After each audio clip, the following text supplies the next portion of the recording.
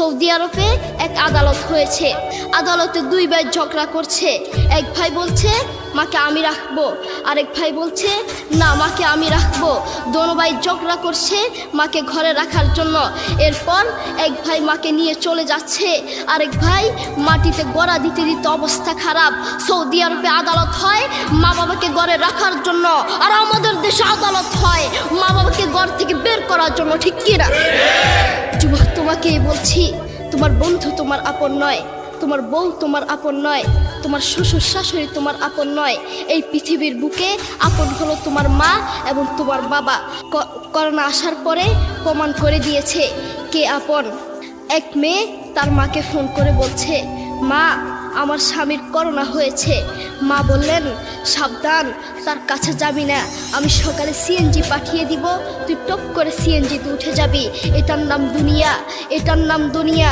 Corona হওয়ার পরে বন্ধুর কাছে যায় নাই, করোনা হওয়ার পরে শ্বশুর শাশুড়ির কাছে যায় নাই, করোনা হওয়ার পরে স্বামী স্ত্রীর কাছে যায় নাই, কিন্তু করোনা হওয়ার পরে এখনো ইতিহাস আছে মা তার ছেলেকে গিয়ে চুমু খেয়েছে।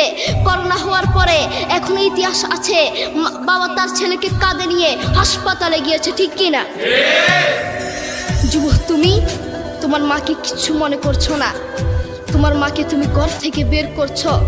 ছেলে বিদেশ থেকে এসেছে, এসে শ্বশুর বাড়িতে গিয়েছে, তারা তাকে উল্টাপাল্টা বুঝিয়েছে।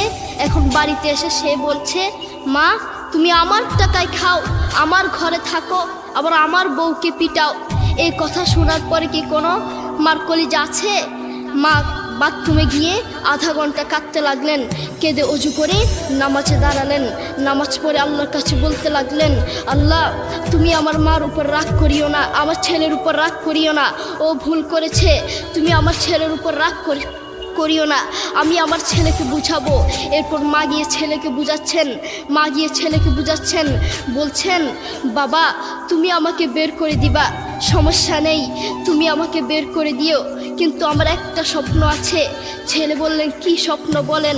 মা বললেন তুমি বাজারে গিয়ে একটা পাকা আম নিয়ে আসবা, এসে তোমার বুকের উপর রাখবা, সকালে উঠে ওটা আমি খাবো। এরপর ছেলে বললেন আচ্ছা ঠিক আছে। ছেলে বাজারে গিয়ে একটা পাকা আম নিয়ে আসলো, এসে বুকের উপরে রাখলো। 5 মিনিট না যেতেই সেই আম পিঠের নিচে পড়ে চ্যাপ্টা হয়ে গিয়েছে।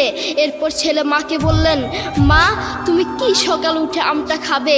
ওটা 5 মিনিট না যেতেই পিঠের নিচে পড়ে চ্যাপ্টা হয়ে গিয়েছে। এরপর মা চোখের পানি ছেড়ে বলল, বাবা আমি আসলে তোকে খাওয়ার জন্য বলি নাই, আমি আম খাওয়ার জন্য